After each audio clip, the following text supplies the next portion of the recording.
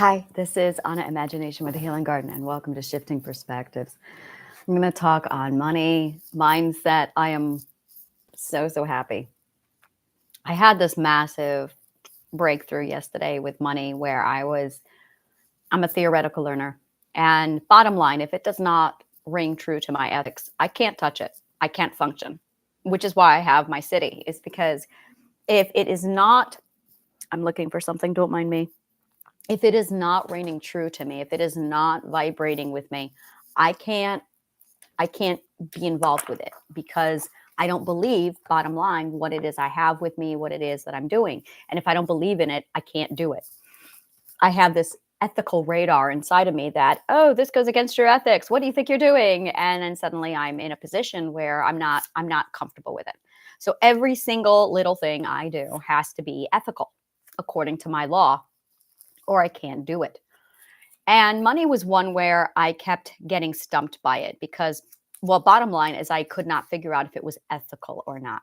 And there's a lot of noise over there where a lot of people think that it's unethical. Now, when you are a follower, you end up repeating a lot of stuff. And this is really follower leader mindset. If you are a follower, you repeat. And repeating requires no mind. There's nothing there. It's memory. There's memory, and then there's logic. And that's really it. Bottom line, if you are a leader, then if you are a leader, then you are committing something to logic. If you are a follower, you are committing it to memory. And the problem is when you are a follower and you're committing it to memory, you're not questioning the ethics. You're not exploring it. You're not examining whether or not it's good for you or not. You're just repeating and regurgitating a bunch of garbage. The problem is, and this is the other problem with it, is people don't quite remember properly. The telephone game is a perfect example of this, where you'll regurgitate, you'll repeat, and you're not getting things right because that's the way the memory works. And that's the way it's supposed to work, and that's okay. But if we're not aware of this and we just keep repeating and regurgitating garbage, we end up spreading garbage, which is why rumors are not good, is because we keep changing the little truth and subtleties, using different words in our retelling, not understanding or appreciating the subtlety of word usage. And as a result, we end up with a completely different story because word A meant something completely different to this person over here. So when the story is retold, the meaning changes ever so slightly until you finally get something that means nothing. And we see this a lot with a lot of the phrases, like, this is my favorite example. Blood is thicker than water. Now, blood is thicker than water actually means the exact opposite of what everybody to this day says the phrase means. If you actually look up the meaning of, or not the meaning, but the full sentence, it's actually water of the womb. And blood does not refer to blood like as a blood relative, which is what it means today. It's actually referring to something else. Let me take a look at here. The full quote. The blood of the covenant is thicker than the water of the womb. That's the full statement. And blood of the covenant is in reference to being a heart brother, being bound by a vow. So blood is thicker than water actually means that the people you choose in your life is stronger than friendships. I'm sorry, that friendships and chosen family is stronger than blood relatives. But blood relatives, because they're ignorant, will say, well, blood is thicker than water in reference to your blood relative is thicker than it has no reference now, because why are we talking about water? Like it's lost the whole meaning. And that's exactly what we mean by, first of all, the telephone game with words changing, because people drop out and condense and shorten it until you get something that doesn't even make sense. And two, you're repeating it without comprehending the meaning because there's no logic behind the memorization. And that's the difference between a follower and a leader. And there's this concept with the patriarchy. There's a concept with the patriarchy. Just a moment. My daughter leaves me drawings all over the place, and I'll get surprise drawings every time I open a notebook. Like, surprise! And there's another one. And I've got doodles all over, including a little doodle of poo. I love my daughter. It's like, thank you. I almost don't want to use that page now because I enjoy the little doodle a poo. So I'm going to change it over to the next page. Give me a second here. So what we're looking at now is basically we have this follower versus leader. And a lot of people think, oh, well, I'm not a leader. I'm definitely a follower. I don't want to make choices. I don't want to make decisions. I don't want to be responsible. And there you go. That is exactly what it comes down to, is the mindset of not wanting to be responsible, not wanting to make choices. There's probably significant feeling of overwhelm and all of that. And as a result, you surrender or put down the leadership concept and you become a follower, because you're using follower as an evasive topic because you're an avoider and you're trying to get away from responsibility choices and the overwhelm. Is that healthy? Really? So what ends up happening is we become, or we embrace, the quieter introverted role of a follower to avoid all the scary emotions of being responsible, choices, and overwhelm. It becomes a coping mechanism. This is a problem because that is not what follower versus leader is about. You know who you are. What this is really about is you being scared or afraid or trying to avoid choices, overwhelm, probably overwhelm more than anything. And you just don't want the limelight. You don't want the responsibility. One of my favorite lines in the musical 1776 is Judge Woodrow Wilson. I love that character so much. So first of all, I have like a long history, like a 25 to 30-year long, no, a 30-year long history with the musical 1776. I have a serious love affair happening with this musical. I have watched it live only like a dozen times. And then I have the movie and I watch the movie every year, at least every year. Like, I love this movie on so many levels, on this musical. I just saw it on Broadway last season. Oh my God, it was an all woman cast and Thomas Jefferson was pregnant. It was amazing. Oh my God. The actress who played Thomas Jefferson was pregnant. And it was just extraordinary. And then they had now, because I know this, not only do I know this musical, I actually have the script. And I have the author's notes in the back of the script where it gives the full history of this is where it comes from. This is it. Oh, and by the way, 100% of the lyrics, 100% of the dialogue comes from all of their letters. It is not a work of fiction. Okay, the music is. But oh my God, it is like, this is it. There's not one single word that is made up. It is 100% quoted out of their letters, right down to John Adams going, it's unalienable rights. And this is where I went to college and I graduated with this kind of a degree. It is incorrect. It is not inalienable. It's unalienable rights. And Thomas Jefferson argued with him and said, no, it's inalienable. And I graduated from this university. Thank you very much. Fine, says John Adams. I'll just talk about it to the press later. And by the way, he was wrong, and it stays. It's inalienable. So there are things like that that took place with it. And then Ben Franklin says to him in the play, "Oh, good for you, John," because John finally puts the topic down and says, "Never mind, I waive it, and I'll just talk to somebody later about it." All of that actually took place. And they cited all of the letters, all of the documents that this conversation took place in. So the musical 1776 is such a depth of historical accuracy. It's breathtaking. Okay, so that being said, I'm sitting there in the audience, and there is this one moment where they go off script. I know this because I've seen the play like, 8 million times, and I have the script at home. So there's this one section where they go off script and they drop this gorgeous monologue. Abigail Adams does it. And it's basically, I'm going to cry because it was the most beautiful moment in the musical. She went off script, and Abigail Adams goes, we as women are not represented in the government. And how can we relate to a government without actual representation for our struggles and for who we are? There was a lot more to it, but that was the gist of it. The audience erupted. It was like, wow. And I approached them afterward about it. I asked them, I'm like, I know this musical. I know this play. What was that? And they explained that quote was actually written by Abigail Adams in a letter to John Adams. And it never made it into the play. It was never part of the play. When they redid this edition on Roundhouse Theater, when they did this, they took that section from one of Abigail's letters and they put it in the play, speaking on behalf of women everywhere of we are not represented by this government. So how can we even call it our government if we are not even represented by it? Boom. And that is why I'm looking at Authenticity City going, I'm not represented by that government. Why should I answer to it if I'm not even represented by it? Which is like the government I am forming. First of all, I call it a ship of state. But the government I'm forming in Authenticity City is that, like, that's the whole focal point of we need to make sure every single minority, every person, United Nations has more representation of my people, of who I am, of my struggles than the current government in the United States. The United States government has absolutely nothing to do with me whatsoever. I'm not represented.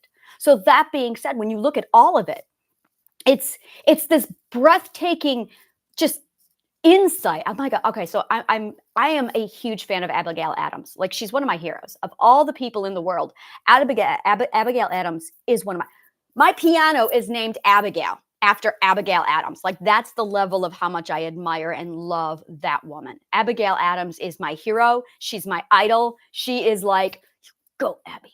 Yeah. This is my piano and I've named her after you. Like, that's my level of love and commitment for Abigail Adams. So I'm off this soapbox now. Let's get back over here. So, so Woodrow Wilson, there's a character, Woodrow Wilson, Judge Wilson, through the whole musical.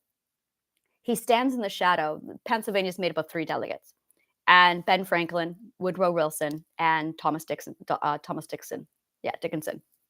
Yes, Thomas Dickinson.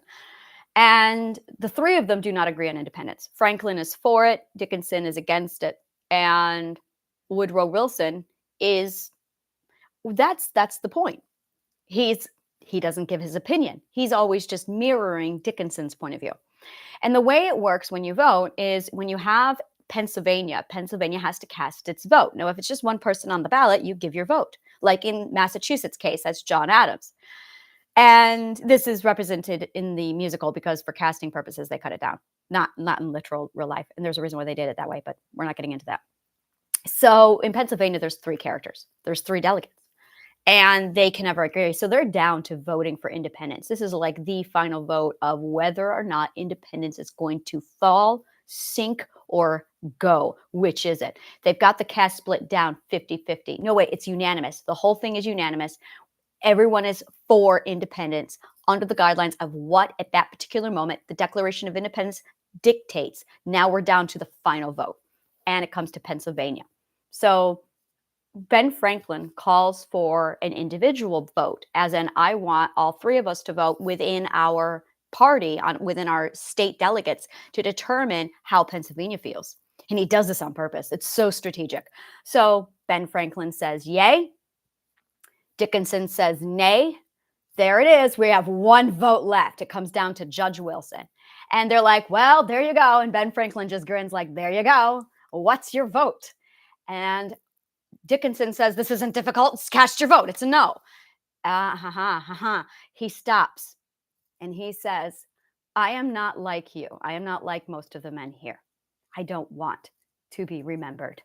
I don't want the responsibility. I don't want to be known as the man who sinks American independence. And Dickinson's like, well, the honor is yours. You can't cast it away whether you like it or not. This is the way it is. Don't let Ben Franklin confuse you. And he goes, no, I know what you want me to do, but I don't want to be the man to be remembered as the man who sank American independence. So I will always stand with the majority. My vote is yay. And there you have it. That's why we are independent from England, is because literally Woodrow Wilson did not want to be remembered. That is the only reason why we have American independence to this day. So like it all came down to one man going, I don't want to be a leader. I want to conform.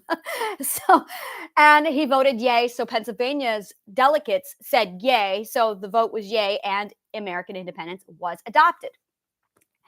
And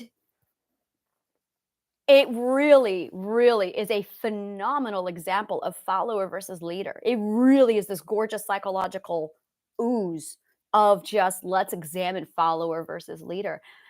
And it really is this idea of I don't want so many cases where a follower or a person will use following as an excuse to avoid responsibility, choices, and overwhelm. The thing is, when you're a leader, you can still avoid those things. This is the beautiful thing. As a leader, you can decide what you're going to choose. You're going to, that's what we call delegating.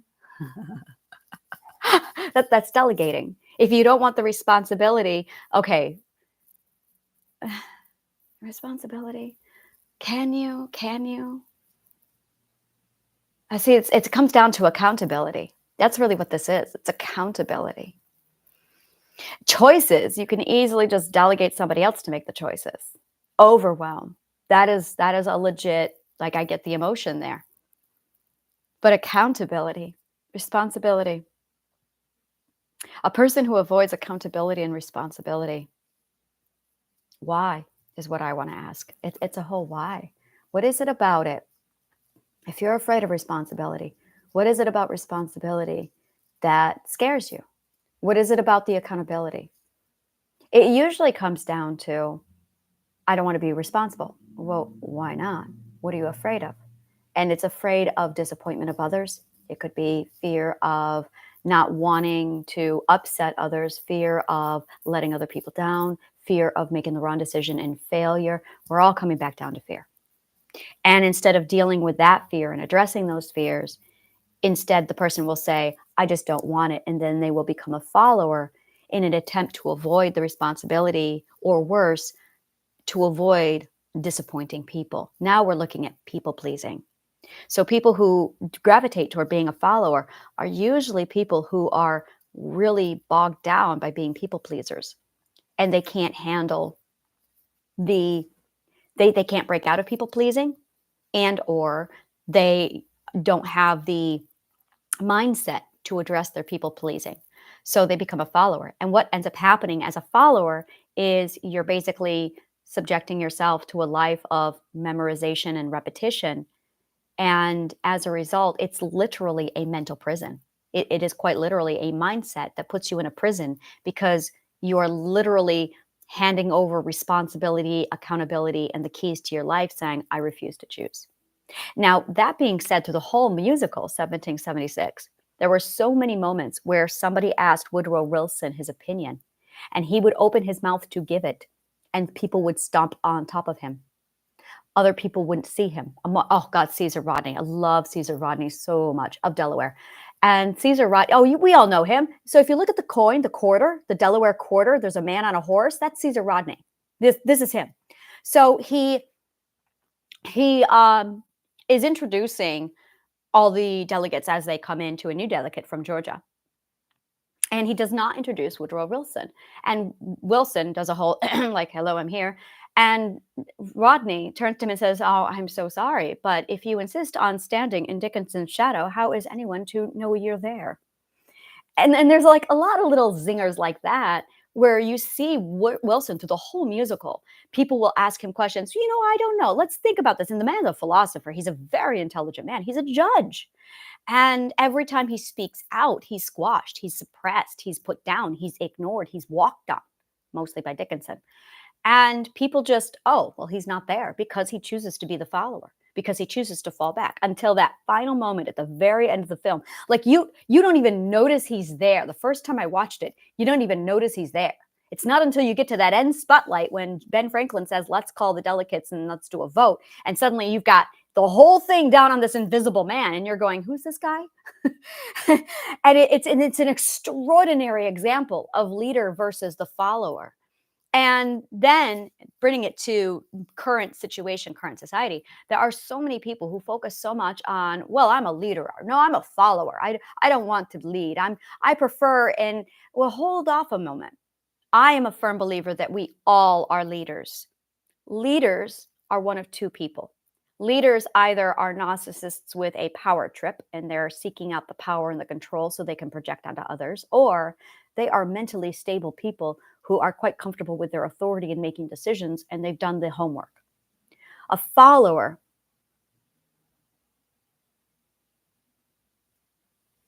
I want to say a follower in every case is a leader who has not done the mental work. And I'm trying to figure out if that's true. So give me a second.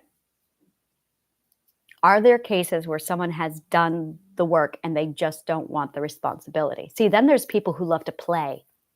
There's people who love to play. And then there's people who are like, well, I'm an introvert unless you get me around the right people. Okay, that's not introversion. That's not introversion. Sorry. If you are an introvert until you get around the right people, you're not an introvert. Because an introvert is an introvert even around the right people. No one is actually an introvert. It depends on, there's a lot of stuff that people don't work out. And as a result, they use introversion as an excuse to avoid it because they are that scared. They are that afraid. They are that, I don't have the constitution to do that mental work right now, which, to each his own.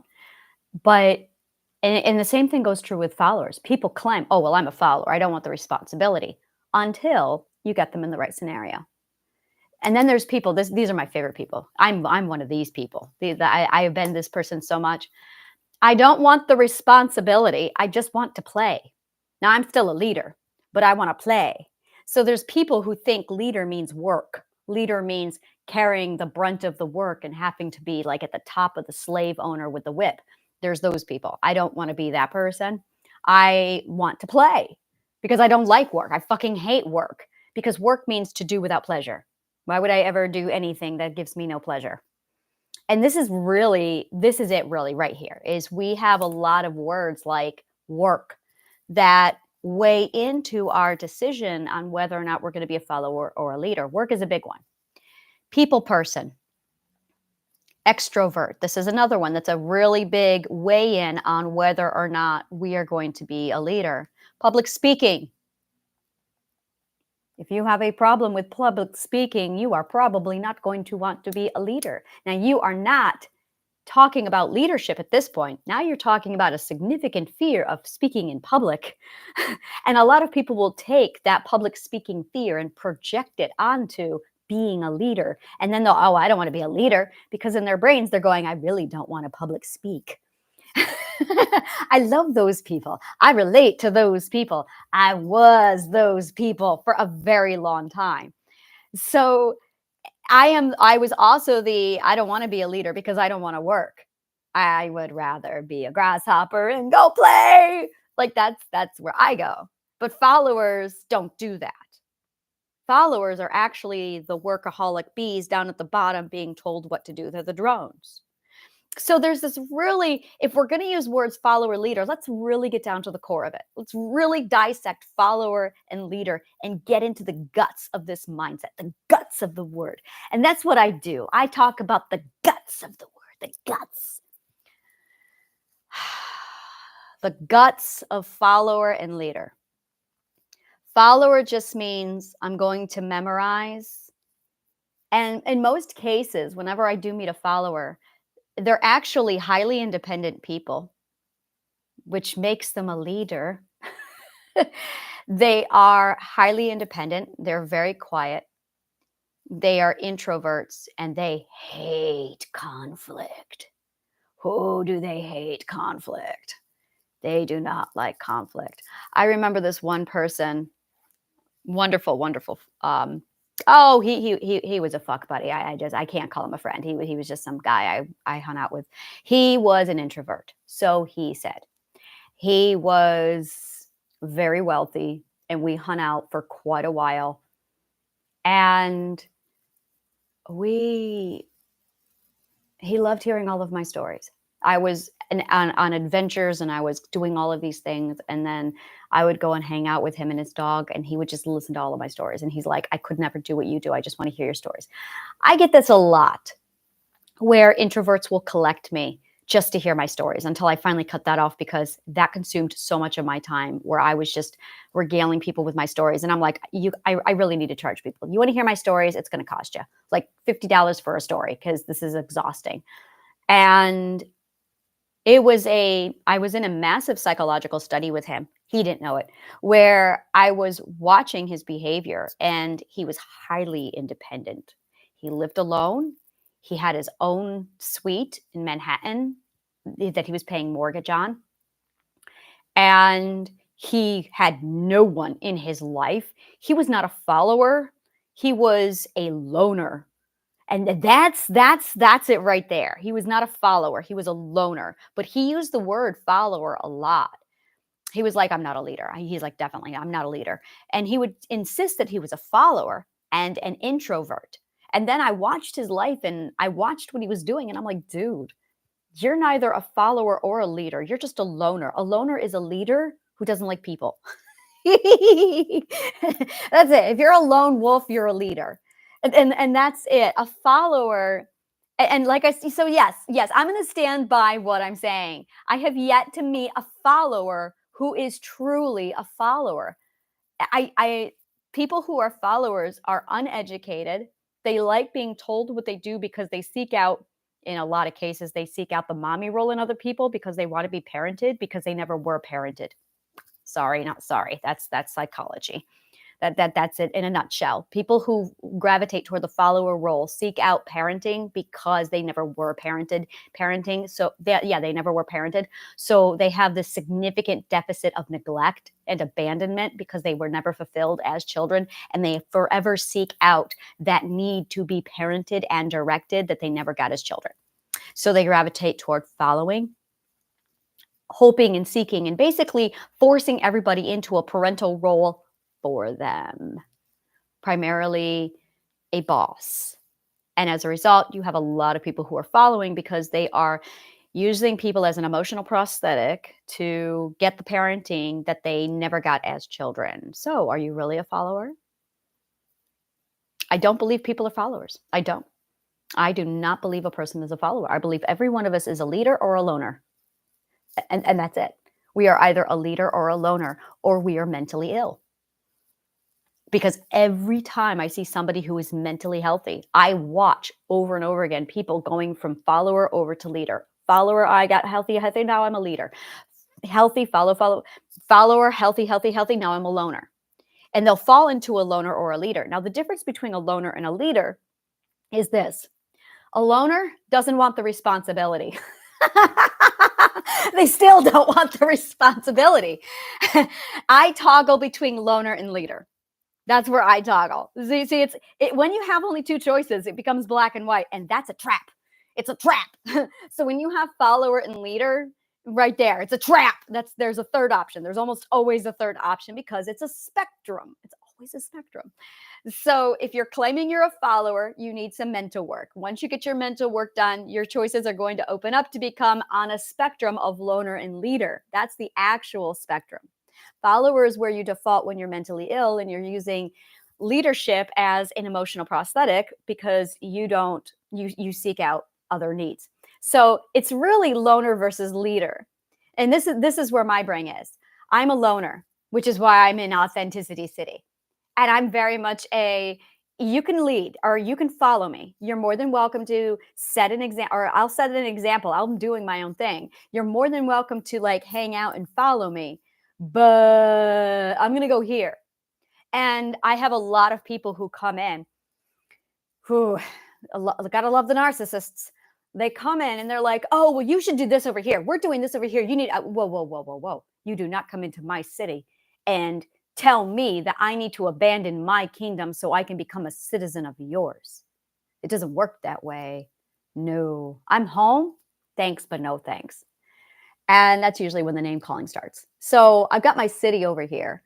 And somebody who's not a loner won't build the city. The leader mentality is, I have to have people to follow me so I can be a leader. That's the leader mentality. They are the people who will recruit, who will rally up, who will inspire and motivate and go, let's go. And they won't go until they have people who will follow. I don't do that. I'm going. The train has left the building. I'm gone. If you want on my train, you had better catch the train. I don't wait. I go because I'm a loner. And that's really the difference. Now, both are leading, but the difference is the leader waits, makes sure there's no stragglers, picks up the people. this might be something I need to explore in my psychology. Maybe I do need to wait a little bit more than I am. Maybe this is something I need to work on. I'm seeing it now. Whereas a loner will just, they're gone. And I'm at the front of the line and I'm just like, yep, this is where I belong. No concept as to any stragglers. Just no, nope, this is where I am. And it's funny because my partner's a loner, very much a loner. And it's one of the things that we're working out. And I'm sitting here going, what happens when two loners fall in love with each other? Like, how does this work? How does this work? I'm still trying to figure this out. So I'm really, really I'm trying to figure this out. A lot of what happens is a follower will fall in love with a leader, but the leader is really a narcissist who's using the leadership role to siphon their own power trip, and it's a follower. See the problem. So now you have codependency because you have a follower and a leader. Big problem. But this leader is not a healthy person. It's a narcissist in using leadership as a disguise. And that's usually where your dictators are. So this is where it falls into a trap. Another reason why following is really, really bad is because there's a good chance you're going to gravitate towards the wrong kind of leader. This is the other flip side of that. There's a Doctor Who episode. It's a running thing. There's like 2 or 3 Doctor Who episodes. Matt Smith and then the 12th Doctor, Peter Capaldi, where they find a group. Yes, they find a race of people. It's just one man. I cannot remember the name of his clan, of his planet, but it gets invaded so much that they have their planet motto is, I can't remember what it is, but they have a holiday of who's going to, I can't quite, how do I explain it? I have too little memory and I'm trying to articulate it. So I'm just going to have to go off script and just tell you what it was. Basically, this group of people are so invaded that they are followers on such a level that they absolutely are mindless about any responsibility or leadership. They happily enable whatever leader comes along, and that dismisses them of any responsibility or decision making. The flip side of all of this, at one point, the doctor calls him right out of it, like, you gravitate toward that mentality. And it actually enables the people to come in and treat you like, his breakdown on the psychology was masterfully done. My God, I wish I could remember the exact wording because it was so beautifully done. Oh my God. And the breakdown was basically by gravitating over to a follower mindset and designating a leader in charge of you. It puts you in a position where you create your own chaos, you create your own vulnerability, and then complain about anything that basically happens to you. And this is it. If you take a passive approach to responsibility in your life, surrender all rights to complain, surrender all rights to feel bad. Because the moment you decide to become a follower and transfer responsibility of your life over to someone else, you are in essence surrendering all rights to change, complain, or do anything about it, because you have given that designation to someone else. You literally have assigned someone your slave master. And if they treat you poorly, you lose all rights to them dictating anything to you. So if they decide to beat you, well, you put them in charge. If they kick you, well, you put them in charge. If they starve you, well, you put them in charge. Oh, this is accountability at its finest. If they rape you, well, you put them in charge. That's what you did. The ironic thing about accountability is it's not something you actually can ever escape. You can't actually avoid responsibility. That's the delusion of being a follower. Even if you say, I'm not going to be responsible, you've taken responsibility for not being responsible, and you've designated somebody else that responsibility. You made the choice to put responsibility over you over someone else. You did choose. You did become accountable for whatever they do to you because you gave them the power. That's the thing. Power cannot be taken. Power can only ever be given. That's the delusion. Power can only ever be given. No one ever actually takes it from you. And there's that moment when we are at our rock bottom. No, we're not at our rock bottom. The other. When you reach your breaking point, not rock bottom. Big, big, big difference. When you are at your breaking point, the breaking point is that moment when you decide to change, when you realize that you did have the power the whole time and that it was just you shirking your responsibility of accepting that power. So you let them traumatize you, you let them abuse you, you let them rape you. Yeah, you let them. It is a huge, disgusting, bitter pill to swallow when you realize that the reason why all the bad shit happened to you was because you caused it. No one likes to hear that. That's healing. That is the truth that you have to accept when you finally get that breaking point and you say, all right, I'm going to change shit. What you're really doing is say, I'm going to accept my responsibility now. I'm going to accept my accountability now. I don't feel like I'm in control, but I'm going to take it back. You're not actually taking it back. You're finally standing out of the mud and you're picking it up. Now you're a loner. You're not a leader. You're a loner, but you've stopped being a follower. And that's really, really it right there. That is it right there. I have no idea why I'm talking about all of this. Yes, I do remember. It's because I talked about it the other day and I really wanted to dive deeper into it. And this is the guts. This is the guts. I play the game Munchkin. I love Munchkin. And there are these cards with blank cards where you can fill out your own weird shit. And I created guts. Just guts. The description of this item, guts. Now you've got what it takes. There was this one game I was playing. It was with my Dungeons and Dragons game. It was a night where we did not want to play Dungeons and Dragons. So in game, we decided to play Munchkin. And my Quinn, one of my players, he got the card guts. Now you've got what it takes because you've got guts. Guts. Now you've got what it takes. So, and that was the whole card, just guts. Now you've got what it takes because I've got guts.